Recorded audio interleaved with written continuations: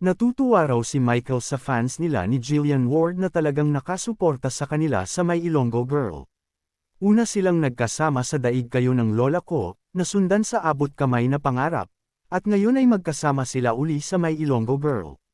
Sabi ni Michael, "Actually, nag-pair po kami sa Daig Kayo ng Lola Ko, sa Abot Kamay. Although, very short lang yung time namin together. Dito sa Ilonggo Girl, parang medyo nahiya pa kami sa isa't isa. But nung nag-start kaming nag-taping, mabilis lang yung taping namin, 1 month, we got really close. Ang daming nakita, na makulat siya, makulat ako. Talagang nag-click kami, and masaya akong katrabaho siya.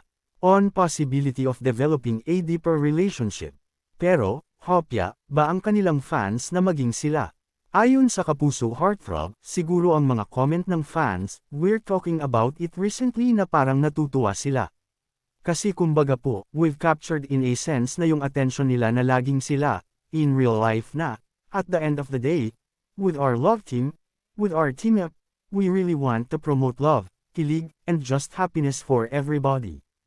And masaya kami dahil yung mga viewers and mga kapuso are enjoying what they see. Posible kayang ma-inlove siya at magka-developan sila ni Jillian. Si Jillian naman is very beautiful inside and out. It's very easy to fall in love with someone like her. She's very ideal of a lady, and, yeah, napakabait.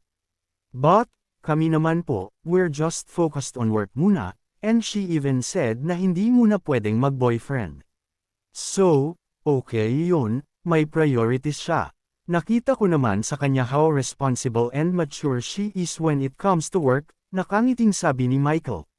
Si Michael Sager ang isa sa pinakapaborito sa bakuran ng GMA7. Hindi talaga siya nawawalan ng project. Kasama siya sa Tik-Tik Clock sa umaga, at My Ilonggo Girl sa gabi. Naririnig nga naming kinaiinggitan na raw siya ng ibang homegrown talents ng Sparkle. Si Michael ay co-managed sa Cornerstone Entertainment.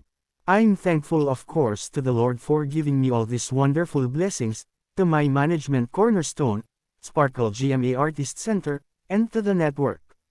Kasi talagang they're giving me this project, Ilonggo Girl. Alam ko po I just finished my previous show Shining Inheritance. The fact that they blessed me with a new show, I'm very thankful. Kumbaga, all of these are still learning experience. Bago lang ako sa industriya, and I'm still giving it my best, trying my best always when I'm given the opportunity. And just work hard and prove them na I deserve this project that they're giving me, and I want to justify kumbaga the trust that they've gave me, saad ng lead actor ng My Ilonggo Girl.